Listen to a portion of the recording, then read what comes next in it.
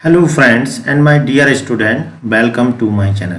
आज हम आपको करा रहे हैं समुच्चय सेट प्रश्नावली 1.1।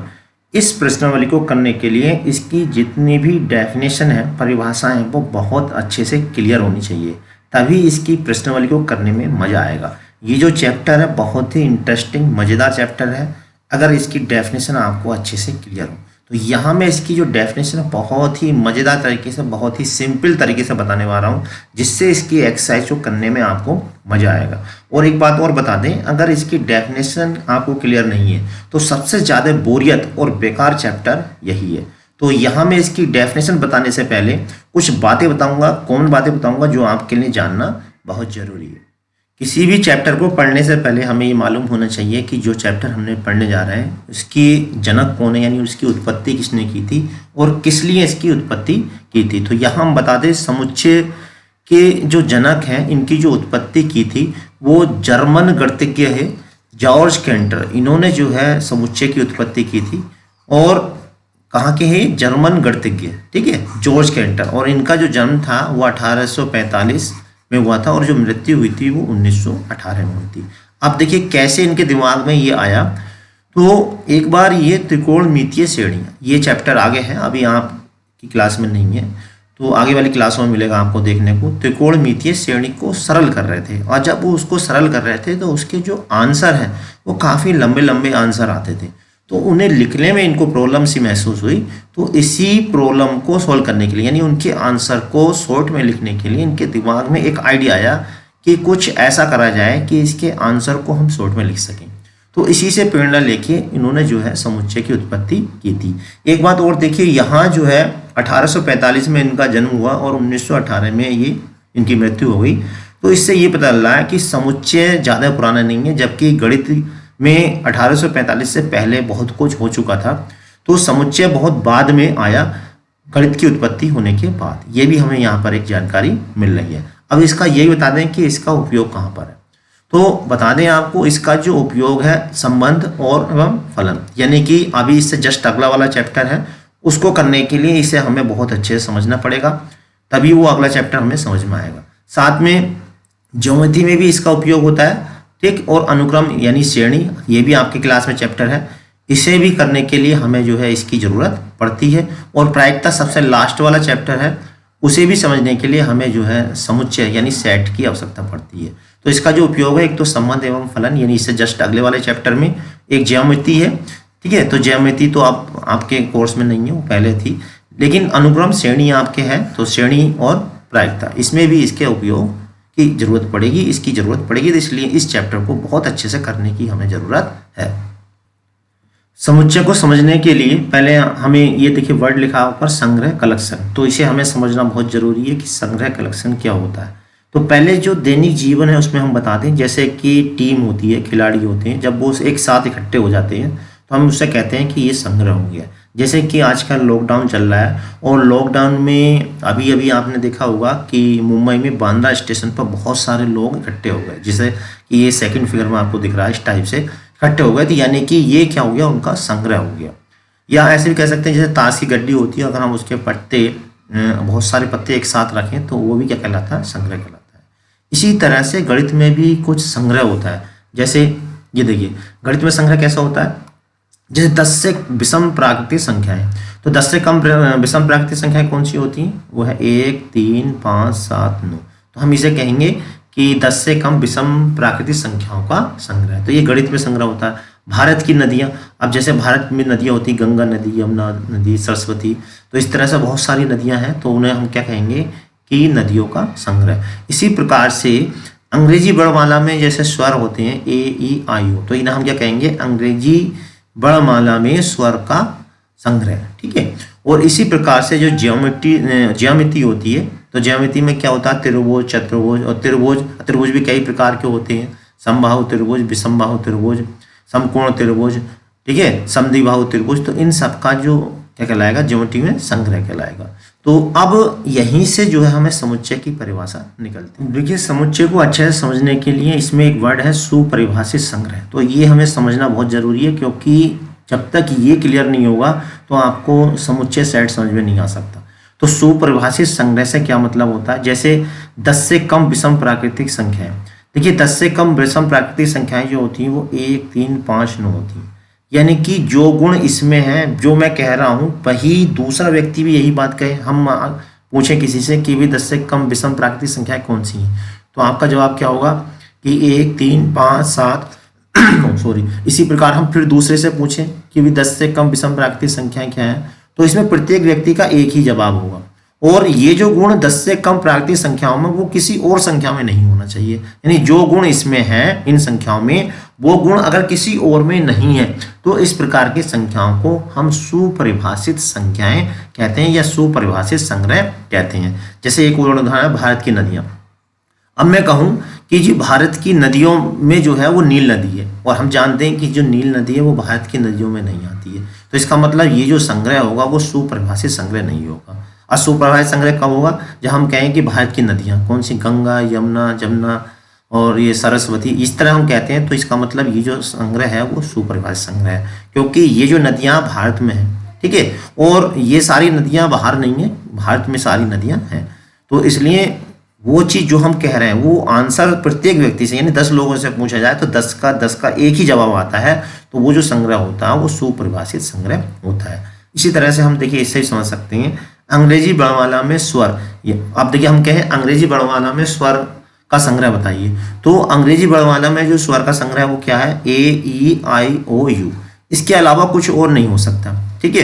पहले व्यक्ति से पूछोगे उसका भी आंसर यही होगा, दूसरे से पूछोगे उसका भी आंसर यही होगा, तीसरे व्यक्ति से पूछोगे उसका भी आंसर यही होगा।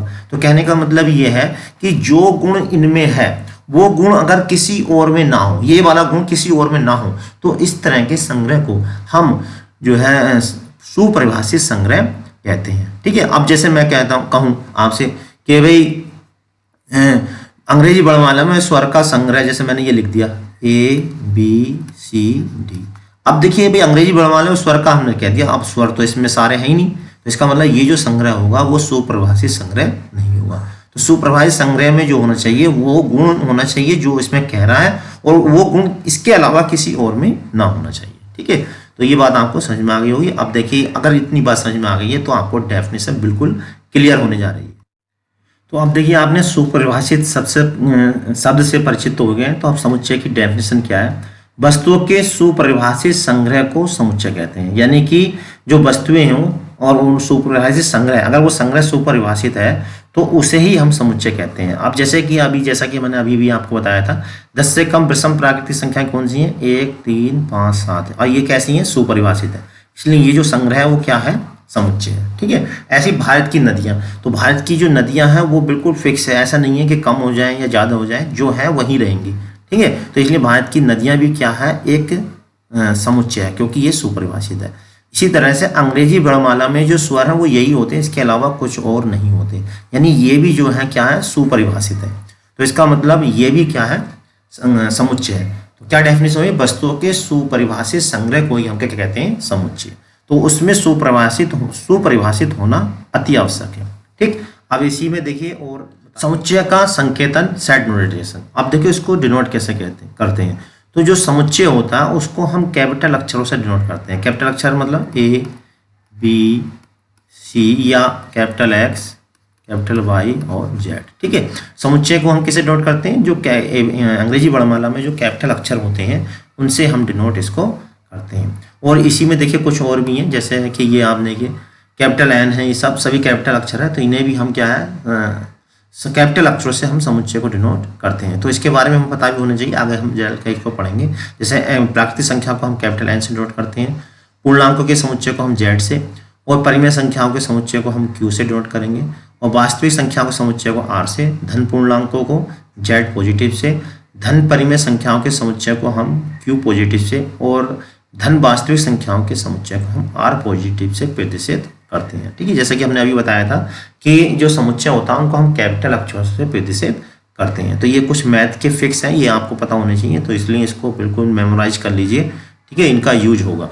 अब इसके बाद है समुच्चय के अवयव। देखिए समुच्चय के अवयव क्या होते हैं, इसको आप समझ लें। समुच्चय के अवयव, एलिमेंट ऑफ सेट, यानी कि इसे समुच्चय के अवयव कह दो या सदस्य कह दो। बात ये कि अवयव भी कह सकते हैं हम, तत्व भी कह सकते हैं, सदस्य भी कह सकते हैं। तो इसको कैसे, और जो एलिमेंट होते हैं जो स्मॉल में होते हैं A B C या नंबर 1 2 3 या इसकी जगह कोई वस्तु भी हो सकती है जैसे आम केला अमरूद इस तरह का, तो ये सब जो कहलाते हैं समुच्चय के अवयव कहलाते हैं। ठीक है, अब इसे लिखते कैसे, जैसे मान लीजिए A जो है किसी समुच्चय का अवयव है, ये स्मॉल जो हो जाएंगे वो तो हो जाएंगे अवयव, और जो कैपिटल होंगे A B C जो होंगे समुच्चय होंगे। ठीक है, और ये स्मॉल A B C क्या होंगे, इन कैपिटल अक्षरों यानी कैपिटल A B C जो समुच्चय हैं इनके अवयव होंगे।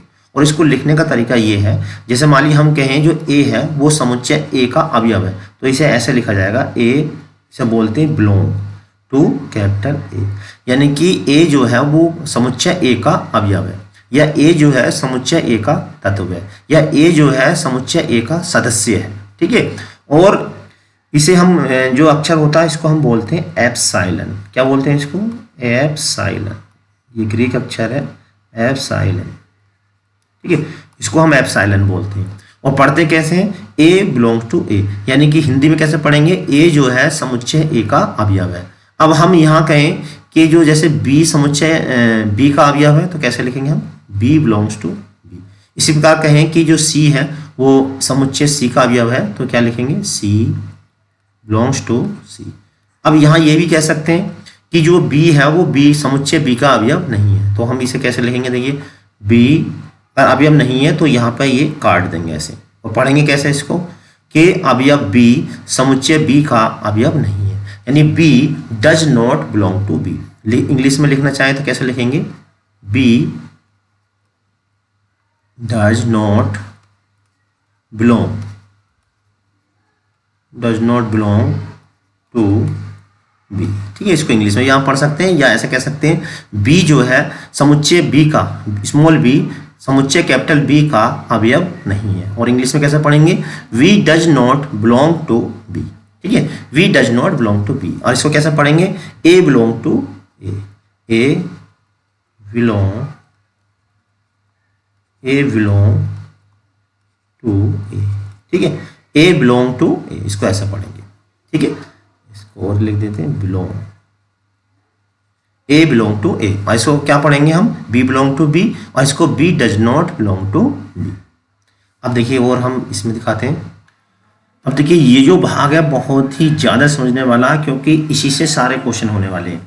तो समुच्चय को निरूपित करने की विधियाँ, तो दो विधि होती है समुच्चय को निरूपित करने की, पहली और दूसरी। पहली विधि है रोस्टर, इसको रोस्टर नाम से ज़्यादा जाना जाता है, इसी को सारणी रूप भी बोल देते हैं या सूची विधि भी। इन तीनों में से किसी भी नाम से हम इसको बुला सकते हैं। अंग्रेजी में रोस्टर, सारणी का मतलब टेबुलर और सूची का मतलब लिस्टिंग मेथड। ठीक है, तो इनमें से किसी भी नाम से हम डिनोट कर सकते हैं। अब इसको कैसे लिखते हैं, देखिए यहाँ आप ध्यान दें तो यहाँ पे सबसे पहले तो मजला ब्रैकेट लगाया जाता है, इसको मजला ब्रैकेट, और इंग्लिश में बोलते हैं इसको कर्ली ब्रैकेट। ठीक है, और जो सुपरिभाषित अंक होते हैं वो इनके बीच में लगाए जाते हैं। जैसे मैंने अभी लिखा था स्वर का सुपरिभाषित संग्रह क्या था, जैसे अंग्रेजी वर्णमाला में स्वर क्या होते हैं, A-E-I-O-U, ये जो संग्रह कैसा है, सुपरिभाषित है। जब ये संग्रह सुपरिभाषित है इसका मतलब ये समुच्चय है। अब समुच्चय को इसको लिखने की क्या विधि है, दो विधि हैं। तो पहली विधि क्या, रोस्टर विधि। अगर इनको हमें रोस्टर विधि में लिखना है तो सबसे पहले ये मजला ब्रैकेट यानी कर्ली ब्रैकेट लगाएंगे, उसके बाद जो इसके अवयव हैं वो हम लिखेंगे इसमें, और बीच में क्या लिखेंगे, ये कोमा लगाएंगे। ठीक है, इसे अर्धविराम भी बोलते हैं, A-E-I-O और U ऐसे लिखेंगे। ठीक है, और इक्वल में जो लिखेंगे जैसे कि हमने पहले ही बताया था, ये कैपिटल अक्षरों से डिनोट करते हैं। तो यहाँ आप कोई भी कैपिटल अक्षर से आप लिख सकते हैं, ABCD या XYZ जो भी आपको सही लगता है, जैसे मैंने लिख दिया X। तो रोस्टर रूप में लिखने के लिए क्या करना, हमें मजला ब्रैकेट के अंदर लिखना है, और जो तत्व होंगे उनके बीच में कोमा लगाना। जैसे मैं एक शब्द और बोल रहा हूँ, जैसे मैथ्स, MATHS, मैथ्स। अब हमें इसका सेट यानी समुच्चय रूप में लिखना है। तो समुच्चय रूप में लिखने के लिए पहले कोई कैपिटल अक्षर मान लेंगे यहाँ पे, जैसे मान लिए मैंने X ले लिया। अब इसको हमें किस रूप में लिखना है, रोस्टर फॉर्म में लिखना है। तो इसमें जितने वर्ड हैं उनको लिख दीजिए। क्या है, पहला M है, फिर A है, फिर T है।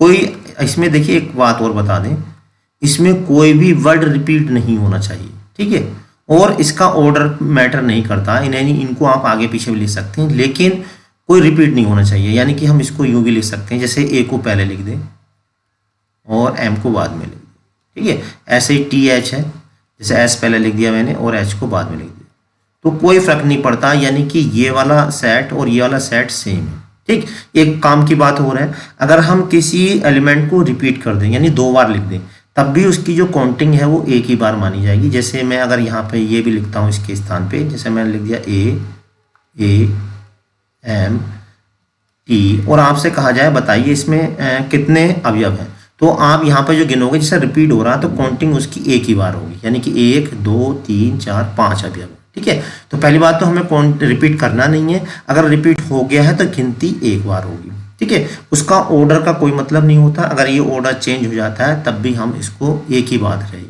ठीक है। और इसमें रिपीट नहीं होना चाहिए, रिपीट अगर हो रहा है तो काउंटिंग एक बार होगी, और ऑर्डर चेंज करने से कोई उस पर फर्क नहीं पड़ता है। जैसे एसपी सिंह, एसपी सेनी, ठीक है। अब इसको समुच्चय रूप में लिखना, तो कैसे लिखेंगे, तो पहले देखिए इसके अंदर जो वर्ड है, तो पहले तो मजला ब्रैकेट लगाएंगे। सबसे पहला वर्ड क्या आया, एस आया, फिर दूसरा वर्ड देखिए क्या है, पी है, फिर एस आगे, चूंकि एस पहले आ चुका है इसलिए अब हम नहीं लिखेंगे। उसके बाद देखेंगे ए लिखेंगे, फिर क्या है आई, और फिर एन।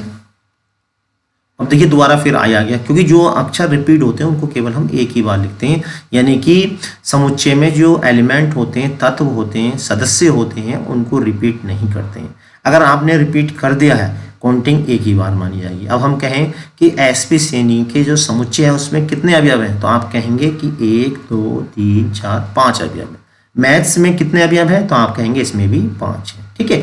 तो नंबर 1 रिपीट नहीं होगा, अगर रिपीट हो गया तो उसकी गिनती एक ही मानी जाएगी।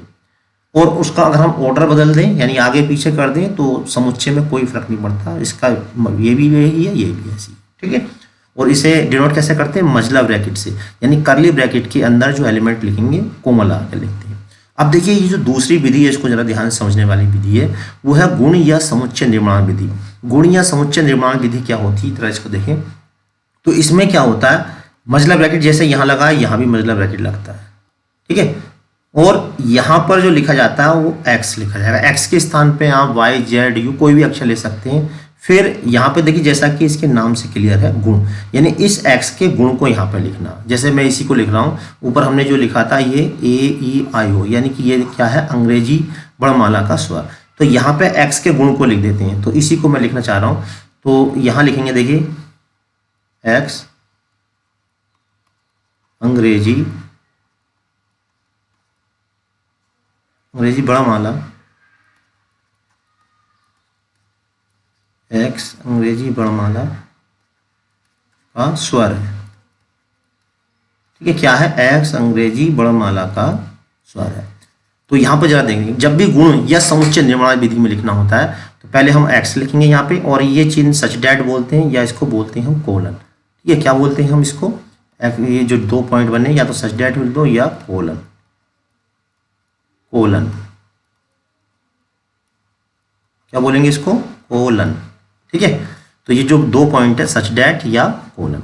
अब इसको पढ़ते कैसे हैं, देखिए अब ये चीज जो है ये तो लिखी है रोस्टर रूप में, क्या लिखा है, ये अंग्रेजी वर्णमाला में जो स्वर है वो रोस्टर रूप में लिखा, और ये लिखा है इसके गुण रूप में या समुच्चय निर्माण विधि रूप में। तो इसमें कैसे लिखते हैं, पहले एक्स लिखते हैं, फिर ये 2 पॉइंट लगाते हैं, कोलन लगाते हैं, फिर इस एक्स का यहाँ पे गुण लिख देते हैं जो भी होता है, ठीक है। तो जैसे अब इसे पढ़ेंगे कैसे, इसे पढ़ेंगे सभी एक्स का समुच्चय जहां एक्स अंग्रेजी वर्णमाला का स्वर है। तो कैसे पढ़ेंगे, जरा मेरे साथ बोले, सभी एक्स का समुच्चय जहां एक्स अंग्रेजी वर्णमाला का स्वर है, ठीक है। तो यहाँ एक्स का मतलब क्या है, सभी एक्स का समुच्चय, वो कोलन के बाद जो होगा उसका गुण बोल देंगे, सभी एक्स का समुच्चय जहां एक्स अंग्रेजी वर्णमाला का स्वर है। तो इस तरह से हम इसे डिनोट करेंगे। इसके साथ में देखो कुछ और सेट है, उनको भी आपको दोनों विधि में लिख के दिखा देता हूं, जिससे ये चीज़ आपको बिल्कुल क्लियर हो जाए। देखिए जैसे यहाँ पर देखिए, तो यहाँ पे आप सबसे पहले देखिए ये n प्राकृतिक संख्याओं का समुच्चय। तो हम जानते हैं कि जो प्राकृतिक संख्याएं होती हैं वो फिक्स होती हैं, ऐसा नहीं है कि वो डिफरेंट हो जाए। मैं आपसे पूछूँ, आप अलग आंसर दें, दूसरा व्यक्ति अलग आंसर दे, तीसरा अलग आंसर दे, अगर आपको जानकारी है तो सबके आंसर एक ही रहेंगे। तो इसका मतलब प्राकृतिक संख्याओं का जो संग्रह है वो सुपरिभाषित है। जब ये संग्रह सुपरिभाषित है तो इसका मतलब ये क्या है, समुच्चय, उसे हम किससे डिनोट कर रहे हैं, एन से। तो देखो इसी को अगर हमें रोस्टर फॉर्म में लिखना तो कैसे लिखेंगे, प्राकृतिक संख्या होती है ये 1, 2, 3, 4, और अगर बहुत सारी हो तो बाद में हम ऐसे डॉट डॉट लगा देते हैं और ये ऐसे लगा देते हैं, ठीक है, ज़्यादा होती है। मान समझ में आ गई। तो एन क्या है, प्राकृतिक संख्याओं का समुच्चय। तो हमने ये किस फॉर्म में लिखा है, रोस्टर फॉर्म में। अब इसी को गुण विधि में लिखना हो तो क्या लिखेंगे, पहले हम यहाँ पे एक्स बनाएंगे और यहाँ पे कोलन, फिर इसका गुण ले दीजिए। क्या लिखेंगे, एक्स प्राकृतिक संख्या है, एक्स प्राकृतिक संख्या है। तो इस तरह से हम इसको लिखेंगे, ठीक है। अब देखिए, अब इसी को हम एक तरीके से और भी लिख लेते हैं, ज़्यादातर जब क्वेश्चनों को ऐसे भी लिख सकते हैं, जैसे एक्स कोलन, यहाँ पे हमने लिख दिया एक्स बिलोंग्स टू एन, ठीक है, और एक्स बिलोंग्स टू एन, ऐसा हम शॉर्टकट में ले सकते हैं क्योंकि एन क्या है, क्या प्राकृतिक संख्याओं का समुच्चय है। तो हम इसको इस तरह भी ले सकते हैं, ठीक है, शॉर्टकट में एक्स प्राकृतिक संख्या का समुच्चय या एक्स बिलोंग्स टू एन, यानी एक्स जो है वो एन, एन का मतलब क्या है, नेचुरल नंबर, ठीक है। अब ऐसी देखो पूर्णांक का समुच्चय, तो पूर्णांक के समुच्चय को हम कैसे लिखेंगे, जेड। पूर्णांक क्या होते हैं, ये जो होते हैं -3, -2, -1, 0, 1, 2, 3 और फिर डॉट डॉट, ये क्या कहलाते हैं, पूर्णांक कहलाते हैं। तो इसको भी आप गुण विधि में ले सकते हैं, कैसे लिखेंगे, X colon X belongs to Z, ठीक है, X colon X belongs to Z, या एक्स कोलन एक्स जो है पूर्णांकों का समुच्चय है, या एक्स पूर्णांक है, ठीक है। ऐसी परिमेय संख्याओं के समुच्चय को, परिमेय संख्याएं क्या होती हैं, जो बटे वाली होती हैं, यानी 1/2, 3/2, इस तरह की ये परिमेय संख्याएं होंगी, ठीक है।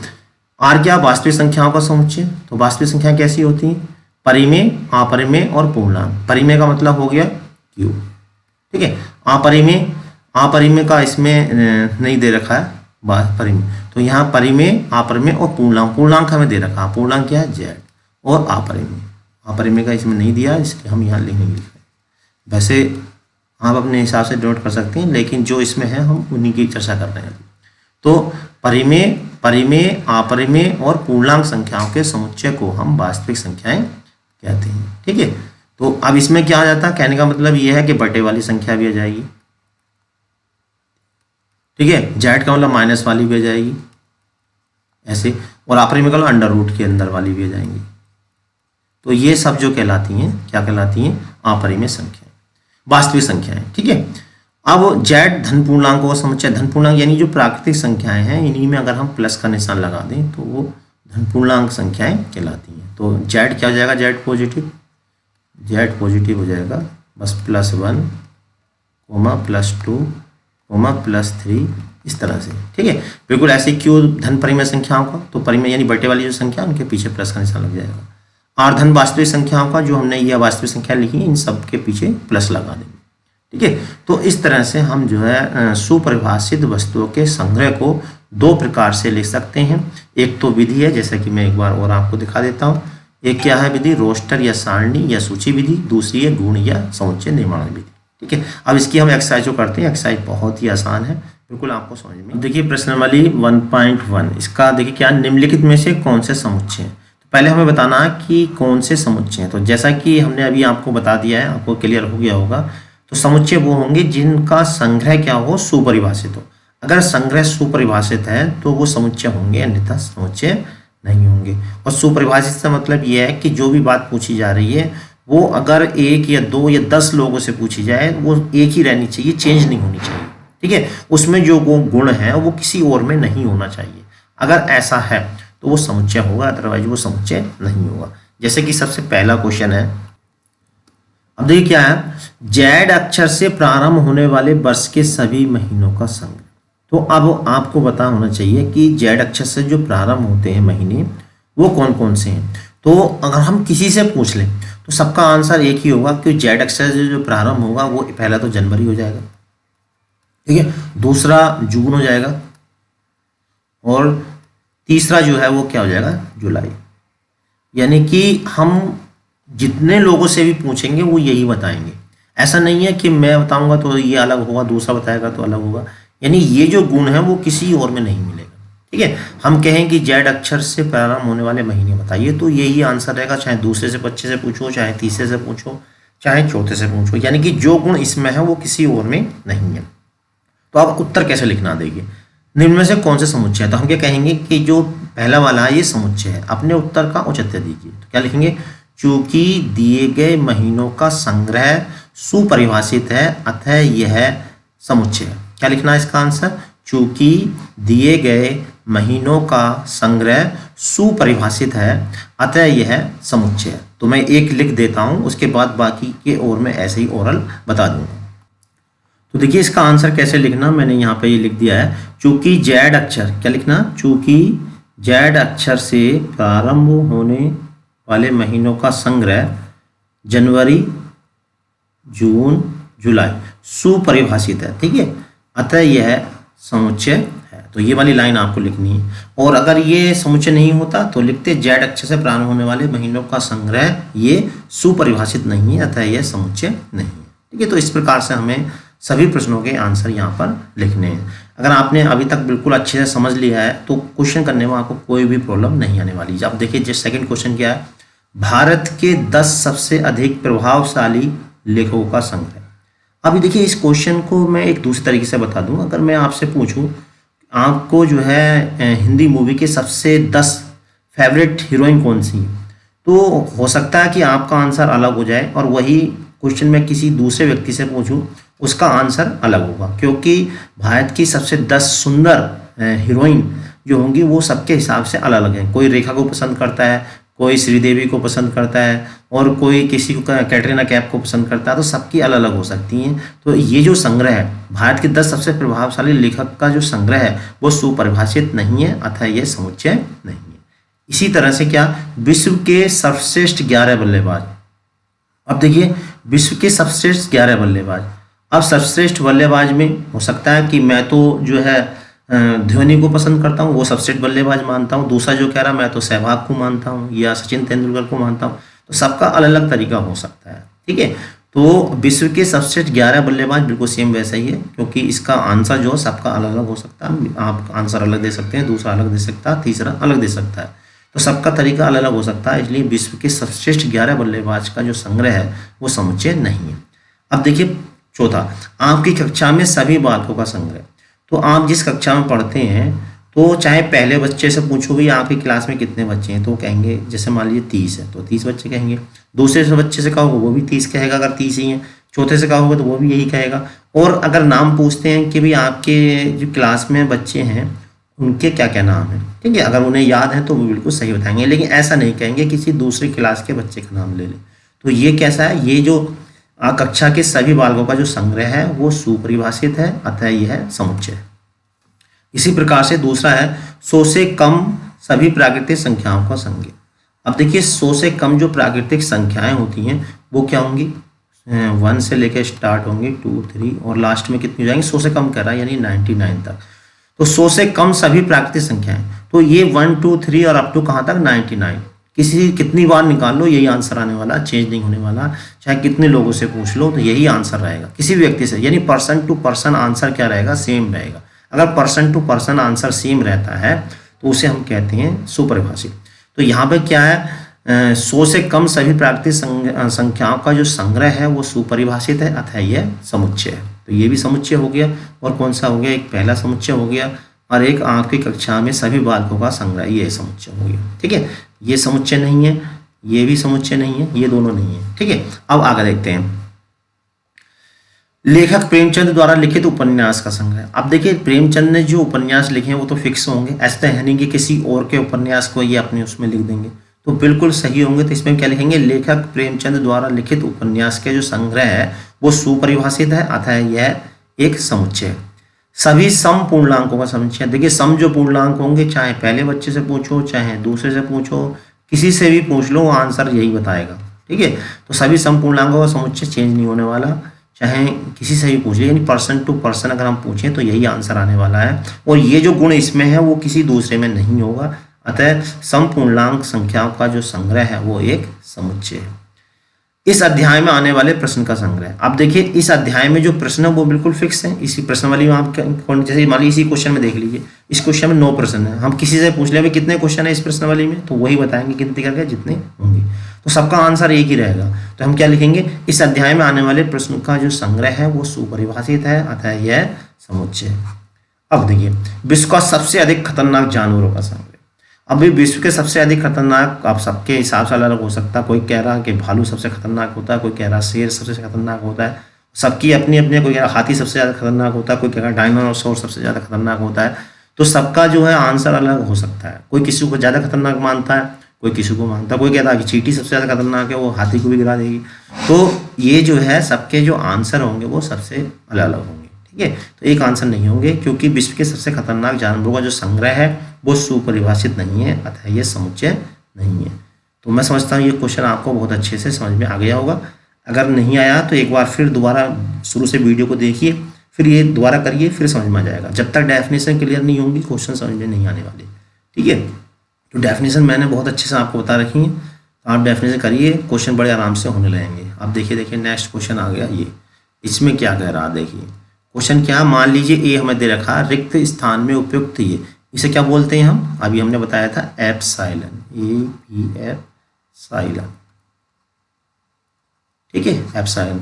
और क्या बोलते हैं इसको, पढ़ेंगे कैसे, विलोंग, और इसको क्या बोलेंगे, डज नॉट बिलोंग, ठीक है, डज नॉट बिलोंग, या हिंदी में बोलते हैं इसको इंगित करता है। अब यहाँ पर देखिए क्या 5 जो है इसमें है, देख लीजिए ऊपर जो ये लिख रहा 5 ये। अब इसमें बताना है कि ये लगाना है या इन दोनों में से कोई एक लगाना। तो ऊपर देखिए 5 इसके अंदर है, ये बिल्कुल है। जब हम कहेंगे तो क्या लेंगे, 5 जो है समुच्चय ए का अवयव है। क्या पढ़ेंगे इसे, 5 समुच्चय ए का अवयव है, या क्या पढ़ेंगे 5 बिलोंग्स टू ए। इंग्लिश में कैसे पढ़ेंगे, 5 belongs to A, 5 belong to A, ठीक है। 5 जो है समुच्चय ए का अवयव है। अब देखिए क्या 8 इसमें है, देखिए 8 इसमें है ही नहीं। जब नहीं है तो कौन सा वाला लाएंगे, सेकंड वाला। 8 डज नॉट बिलोंग टू ए, यानी 8 जो है वो 8 ए का समुच्चय ए का अवयव नहीं है। अब देखिए 0 है इसके अंदर, 0 भी नहीं है, नहीं है तो हम क्या लिखेंगे, ये वाला 0 डज नॉट बिलोंग्स टू ए। अब इसी प्रकार से 4 वाला बताइए जरा क्या होगा, देखिए है इसमें, बिल्कुल है तो कौन सा सिंबल आएगा, बिलोंग का आएगा, ठीक है। अब देखिए इसमें 2 है, बिल्कुल है, तो 2 है तो कौन सा चिन्ह आएगा, बिलोंग, ठीक है। यानी 2 जो है वो समुच्चय ए का अवयव है, तत्व है या एलिमेंट है या सदस्य है, सब पर्यायवाची शब्द होते हैं, ये है मतलब एक ही। अब देखिए 10 इसके अंदर है, ए में नहीं है, तो नहीं है तो क्या लिखेंगे हम, डज नॉट बिलोंग, ठीक। अब यहाँ पर देखिए नीचे क्वेश्चन नंबर 3 आ गया है, निम्नलिखित समुच्चयों को रोस्टर रूप में लिखिए। रोस्टर रूप में लिखने का मतलब ये है कि हमें मझला ब्रैकेट लगाना है और उसके बाद जो एलिमेंट है उन्हें कोमा लगा कर, यानी अर्धविराम के द्वारा दिखाना। तो अब जो लिखा हुआ है ये किस विधि में लिखा हुआ है, पहले ये देखिए। अब x हमने स्टार्टिंग में बताया था, x कोलन इस तरह लिखा होता है तो ये गुण विधि में होता है। यहाँ पे x लिखा, यहाँ पे देखिए x का गुण लिखा कि x क्या है, तो इस गुण विधि से हमें इसे रोस्टर फॉर्म में लिखना है। तो रोस्टर फॉर्म में कैसे लिखेंगे वो मैंने आपको सिखा दिया। मैं समझता हूँ अगर आपने अब तक बिल्कुल अच्छे से देखी है वीडियो तो इन सभी का आंसर आप खुद ही दे दोगे, मेरे बताने की ज़रूरत नहीं है, लेकिन मेरा काम है बताना, मैं फिर भी आपको बता रहा हूँ। तो देखिए इसका आंसर क्या होगा, तो देखिए पहले ए लिख दिया हमने, फिर क्या लिखेंगे, मझला ब्रैकेट लगाएंगे। x एक पूर्णांक है, पूर्णांक कैसे, -3 से बड़ा होना चाहिए लेकिन 7 से छोटा होना चाहिए। तो पूर्णांक क्या होते हैं अभी हमने पहले स्टार्टिंग में बता चुके हैं, -3, -2, -1, 0, 1, 2, 3, 4 ये सब क्या कहलाते हैं, पूर्णांक कहलाते हैं। तो क्या होगा इसका आंसर, -3 से बड़ा। तो -3 से बड़ा जो पहला पूर्णांक होगा वो होगा -2, फिर -1, माइनस में उल्टा होता है, यानी कि छोटी संख्या बड़ी होती है और बड़ी संख्या छोटी होती है, फिर 0, फिर 1, 2, 3, 4, 5 और कहाँ तक लिखना, 6 तक। तो मैं इसको ऊपर लिख देता हूँ जिससे आपको दिक्कत ना हो। तो ऊपर कितना आ जाएगा, 6, और इसमें बाद में क्या, मझला ब्रैकेट से बंद कर देना। तो इस रूप में लिखना क्या कहलाता है, रोस्टर फॉर्म में, ठीक है। अब यहाँ पर देखिए x संख्या 6 से कम एक प्राकृतिक संख्या है, तो 6 से कम प्राकृतिक संख्या क्या होती है वो लिख दीजिए। प्राकृतिक संख्या अभी हमने पीछे आपको बताया था, 1, 2, 3, 4, 5, 6, 7 ये प्राकृतिक संख्या होती हैं। और सबसे पहली प्राकृतिक संख्या कितनी है, 1, तो क्या लिखेंगे 1, 2, 6 से कम तक लिखनी है, 6 से कम 4, 5 तक लिख के छोड़ देंगे। 2 अंकों की ऐसी प्राकृतिक संख्या जिनके अंकों का योगफल 8 है, ठीक है। तो 2 अंकों की ऐसी प्राकृतिक संख्या लिखनी है जिनके अंकों का योगफल 8 है। तो भाई 0 से लेके 9 तक तो ऐसी 2 संख्या कोई यहीं आती नहीं है क्योंकि 1 अंक आता है। अब हमें जो है 10 से 100 तक लिखनी है। तो पहले आप सारा फोकस मत हो, केवल जो फोकस हो वो हो किस पे, पहले फोकस हो 10 और 20 के बीच में। तो 10 और 20 के बीच में वो कौन सी संख्या है जिनके अंकों का जो योगफल है वो 8 है, ठीक है, वो कौन सी होगी 17। देखिए 1 और 7 कितना हो गए 8। और कोई संख्या तो नहीं है ऐसी जिनका जोड़ 8 है, वो नहीं है। अब 10, 20 और 30 के बीच में देखिए 20 से 30 के बीच में कौन सी संख्या है जिनका जोड़ 8 आ रहा है, तो वो हो जाएगा 2 और 6, 26 का। इसके अलावा कोई और संख्या नहीं होगी, क्या होगा 26। उसके बाद 30 और 40 के बीच में देख लीजिए, तो 30 से 40 के बीच में 3 और 5, ये 35 हो जाएगा। उसके बाद 40 और 50 के बीच में देखिए, 40 और 50 के बीच में क्या आएगा 4 और 4, 44। 50 और 60 के बीच में देखिए कौन सा 53 हो जाएगा। फिर 60 और 70 के बीच में 6 और 2।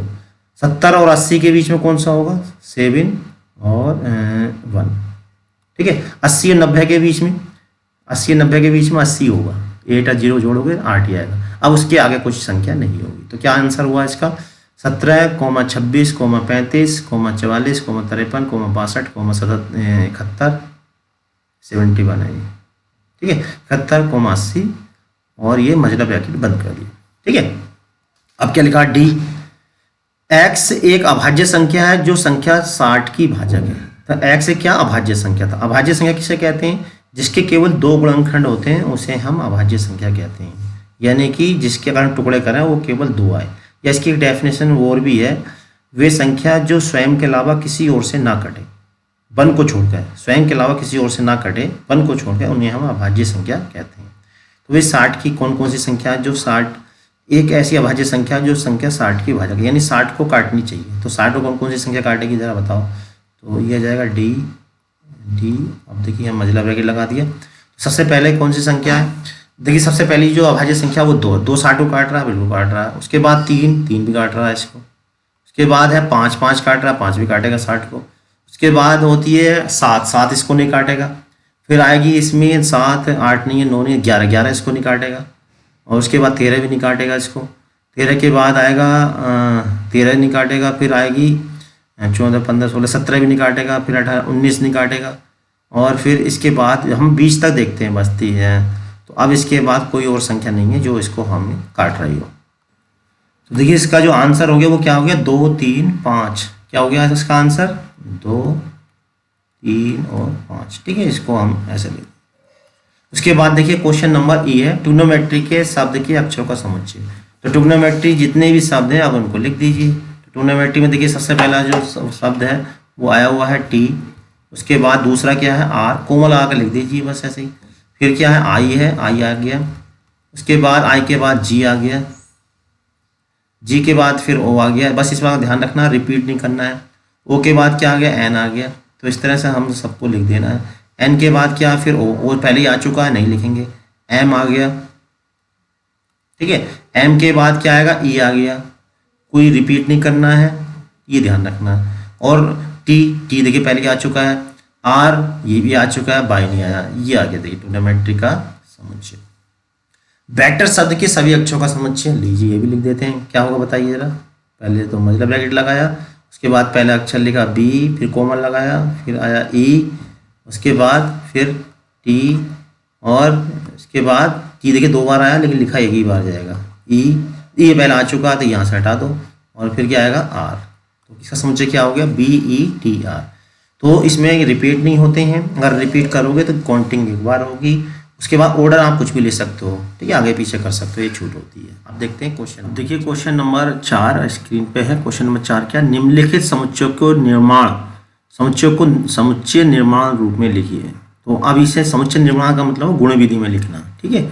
तो समुच्चय निर्माण यानी सेट बिल्डर फॉर्म में लिखना। तो इसके लिए हमने क्या बताया था आपको, तो सबसे पहले तो एक कैपिटल अक्षर लिखते हैं, उसके बाद मजला ब्रैकेट लिखेंगे और यहाँ लिखेंगे एक्स, और यहाँ पे फिर एक्स का गुण लिखेंगे। अब देखिए क्या गुण है, अभी जो मैंने पीछे संख्याएं बताई थी उसमें से देख के हम बता सकते हैं कि ये 3 से विभाज्य और 13 से कम प्राकृतिक संख्या। यहाँ क्या लिख सकते हैं, जहाँ x जो है 3 से विभाज्य 13 से कम प्राकृतिक संख्या है।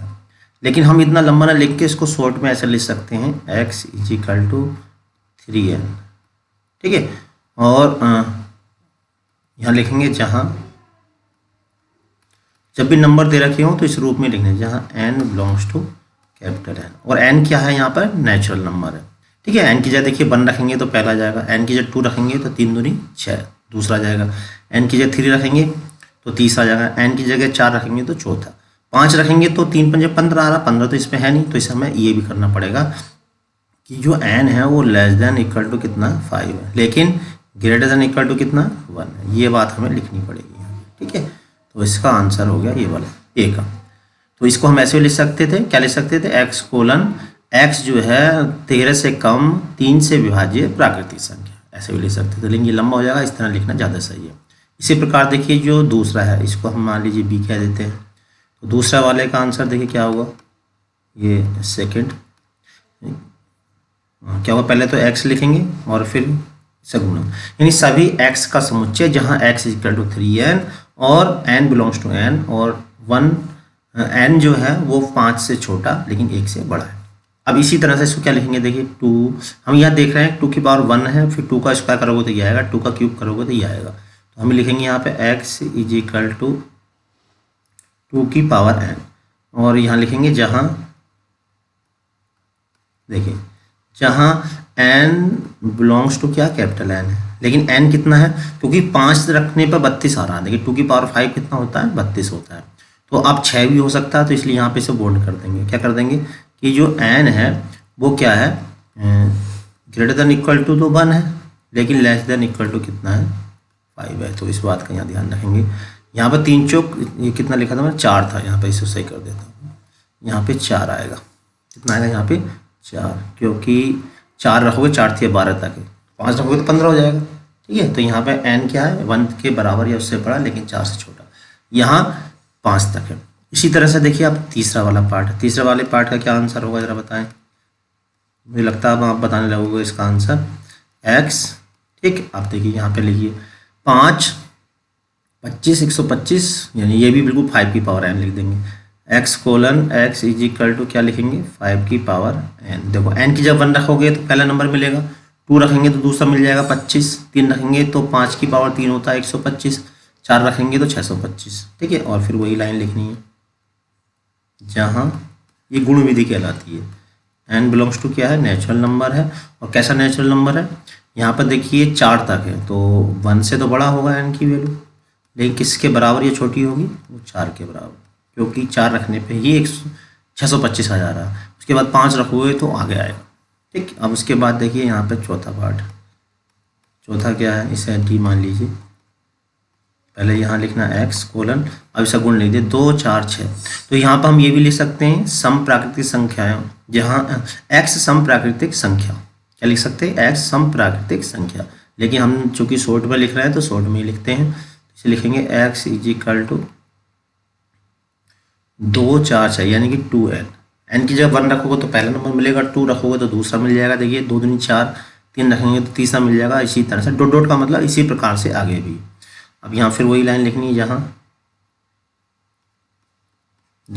n belongs to capital n। अब यहाँ पे ये लिखने की जरूरत नहीं है, क्योंकि डॉट डॉट का मतलब आप कुछ भी वैल्यू रख सकते हो यहाँ पे, ठीक है। तो यहाँ पे हमें आगे कुछ नहीं लिखना। अब ये वाला देखिए लास्ट वाला, बताइए क्या होगा इसका 1 4 3, यानी ये भी देखिए स्क्वायर है, लेकिन स्क्वायर कैसे हैं ये देखिए, तो पहले हमने x लिखा कोलन और x इज इक्वल टू किसका स्क्वायर है, यहाँ पे 1 का स्क्वायर तो 1 ही होता है, 2 का स्क्वायर 4, 3 का स्क्वायर क्यूब, तो यानी कि ये आएगा n का स्क्वायर, क्या आएगा n का स्क्वायर। तो मैं देखिए यहाँ पे n का स्क्वायर इसको लिख देता हूँ, n का स्क्वायर, और यहाँ क्या लिखेंगे जहाँ n क्या है n बिलोंग्स टू कैपिटल। अब इसे बॉन्ड करना पड़ेगा हमें, क्यों, क्योंकि यहाँ पर 100 तक आ रहा है, यानी n की जगह 10 रखोगे तो 100 आ जाएगा, इसके बाद 11 रखोगे तो ज़्यादा आएगा, इसलिए हम क्या करना पड़ेगा कि जो ये n है, जो n है क्या है, एक तो 1 के बराबर है या उससे बड़ा, लेकिन 10 के बराबर या उससे छोटा है, ठीक है। ये हमें लिखना जरूरी है, अगर नहीं लिखेंगे तो ये आगे भी बढ़ जाएंगे, ठीक। ये इसका आंसर हो गया। आप देखते हैं क्वेश्चन नंबर 5। क्वेश्चन नंबर 5 देखिए ये है, निम्नलिखित समुच्चयों के सभी अवयवों को सदस्यों को सूचीबद्ध कीजिए। सूचीबद्ध करने का मतलब इसको रोस्टर फॉर्म में लिखना है, तो रोस्टर फॉर्म में जैसा कि हमने अभी बताया था। अब देखिए ये भी गुण विधि कहलाती है, जो अभी हमने लिखा था वो भी गुण विधि है, तो दोनों तरीके से लिख सकते हैं यहाँ। तो अब इसे रोस्टर फॉर्म में लिखना है, तो रोस्टर फॉर्म में हमने बता ही दिया आपको। तो रोस्टर फॉर्म के लिए करना है बस, इससे हमें ए को ऐसे रखना है, लेफ्ट हैंड साइड में जो होता है उसमें चेंजिंग नहीं होता। अब यहाँ पे एक्स का जो गुण है उसे देख के लीजिए। एक्स एक विषम प्राकृतिक संख्या है, तो विषम प्राकृतिक संख्या कौन सी होती है, 1 3 5 7, और जब बहुत सारी हो तो डॉट डॉट लगा देते हैं ऐसे। यहाँ पे एक्स एक पूर्णांक है, ठीक है, पूर्णांक जो होते हैं उसमें बटे की संख्या नहीं होती है, ठीक है, तो अभी इसमें बटे की तो आएगी नहीं। एक्स एक पूर्णांक, तो माइनस हाफ यानी कि आधे से सबसे उससे बड़ा जो पूर्णांक होगा, माइनस में उल्टा होता है, तो माइनस हाफ से बड़ा जो होगा वो 0 होगा। अब पूर्णांक में बटे की संख्या नहीं होती है, जैसा कि अभी मैंने पीछे संख्याएं दिखाई थी वहाँ पर आपको बताया था। तो पूर्णांक क्या होगा, 0 1 2 3। अब देखिए अगर हम 2 से इसको भाग दें तो 4.5 आएगा, और 4.5 से पहला पूर्णांक जो होगा वो 4 होगा, यानी कि इसको हम 4 तक लिख देंगे, ठीक है। अब यहाँ पर देखिए x एक पूर्णांक है, एक्स स्क्वायर की जो वैल्यू है वो 4 के बराबर या उससे छोटी आनी चाहिए। तो यहाँ पर देखो क्या लिखना है, हमें पूर्णांक लिखना है। x एक पूर्णांक है लेकिन इसका स्क्वायर क्या नहीं, 4 के बराबर या 4 से छोटा। तो 1 का अगर हम वर्ग करते हैं तो वो 4 या 4 से छोटा है, ठीक है। दूसरा अगर हम 2 का वर्ग करें तो वो भी 4 के बराबर या उससे छोटा है, ठीक है। x का गुण क्या है, x एक पूर्णांक है जहाँ एक्स स्क्वायर जो है वर्ग जो है उसका 4 के बराबर या उससे छोटा होना चाहिए, बस यही है। उसके बाद हम 3 लेंगे तो 9 हो जाएगा, 9 इसमें आएगा नहीं। लोयल शब्द का अक्षर, आप देखिए इसका समुच्चय लीजिए, जहाँ एक्स लोयल शब्द का एक अक्षर है, तो कैसे लिखेंगे इसको। तो इसे करने के लिए पहले आया एल, फिर कोमा लगाएंगे, फिर ओ लिखेंगे, फिर वाई लिखेंगे, फिर ए लिखेंगे, कोई रिपीट नहीं होना चाहिए, बस ये ध्यान रखना, ब्रैकेट बंद कर देंगे। और उसके बाद देखिए ई वाला आंसर मैं यहाँ लिख देता हूँ। एक्स वर्ष का ऐसे महीने हैं जिसमें 31 दिन नहीं होते। अब भाई 31 दिन किस में नहीं होते वो यहाँ पर लिख दीजिए, जैसा कि हम हाथ की अपनी जो अंगूठा होता है उसके हिसाब से देख के लिख देते हैं। मैं यहाँ पे आपको देखिए इसके क्वेश्चन को, एक्स वर्ष का एक महीना है जिसमें 31 दिन नहीं होते, तो हम अपने हैंड की यहाँ से स्टार्ट करते हैं। जो उभरा हुआ भाग होता है वो 31 का होता है, जो नीचे वाला भाग होता है वो 30 या 29 का होता है, ठीक है। तो यहाँ पे हमें ऊपर लिखना जो 31 में नहीं है, तो देखिए यहाँ से जनवरी से स्टार्ट करते हैं, जनवरी, और दूसरा यहाँ पर आ गया फरवरी, तो इसका मतलब एक जो होगा वो फरवरी होगा, यानी कि हम यहाँ लिख देते हैं फेब शॉर्टकट में, ठीक है। दूसरा फरवरी के बाद मार्च 31 का हो गया, और उसके बाद अप्रैल आ जाएगा,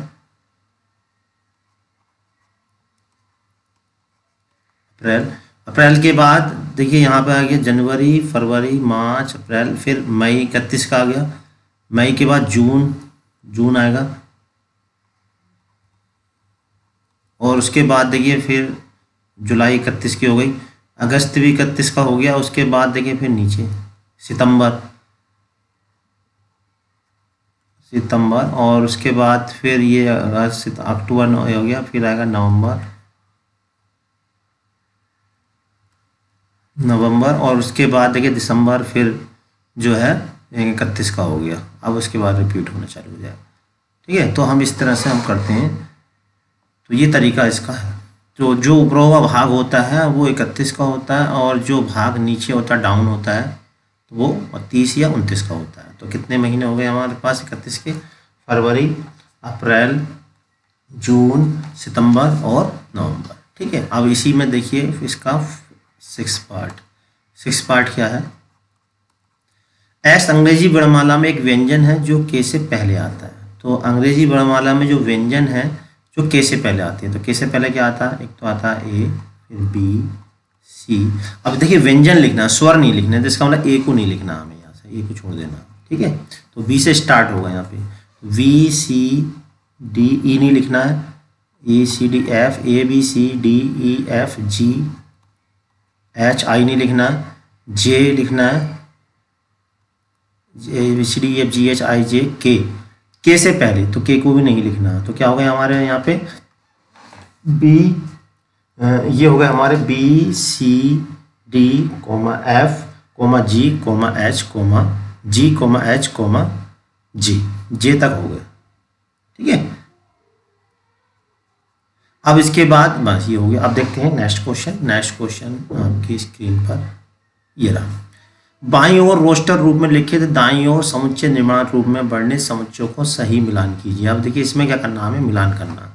तो अब यहाँ पर देखिए बाईं ओर रोस्टर, तो रोस्टर फॉर्म में यहाँ देखिए पहले x एक अभाज्य संख्या है जो 6 से की भाजक है। एक्स एक अभाज्य संख्या, क्या गुण है इसका, एक्स एक अभाज्य संख्या। अभाज्य संख्या क्या होती है, 6 से जो 6 को भाजक है यानी 6 को काट रही है, तो 6 को कौन सी अभाज्य संख्या काटती है, 2 काटता है और 3 काटता है।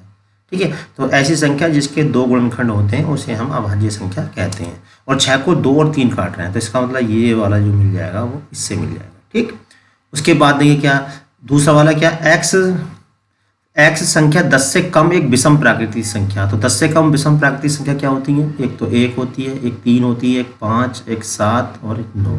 तो 1, 3, 5, 7, 9 कहाँ पर, ये वाला। तो देखिए ये वाला आके यहाँ पे मिल गया। ठीक, उसके बाद नेक्स्ट है एक्स एक प्राकृतिक संख्या जो 6 की भाजक है। तो प्राकृतिक संख्या कौन सी है, जो 6 की भाजक है। तो 6 की प्राकृतिक संख्या, एक भी 6 की भाजक है यानी 6 को काट देगी, 2 भी काट देगी, 3 भी काट देगी और एक 6 काटेगी। तो 1, 2, 3, 6। तो ऐसा इसका कौन सा आंसर हो गया, ये हो गया पहला। ठीक है, इसके बाद एक्स एक प्राकृतिक संख्या है जो 6 की भाजक, हाँ ये तो हमने लिख दिया। मैथमेटिक्स शब्द का अक्षर, तो मैथमेटिक्स में क्या आएगा, MATHEM आ गया, ये वाला जो बचा हुआ ये वाला। तो इस तरह से आपको मिलान कर देना। तो यहाँ पर देखिए मैंने जो पहली एक्सरसाइज है वो पूरी बहुत अच्छे से क्लियर कर दी है। ठीक है, इसके बाद हम अगली एक्सरसाइज कराएंगे। ये एक्सरसाइज आपको समझ में आ गई होगी। अगर कम समझ में आई है तो एक बार दोबारा जो शुरू में हमने इसकी थ्योरी बताई थी, डेफिनेशन बताई है, उसको क्लियर करिए, तभी एक्सरसाइज ये आपको बहुत अच्छे से समझ में आई है। अगली वीडियो तक के लिए आप हमारे चैनल बने रहें, तब तक के लिए जय हिंद, जय भारत।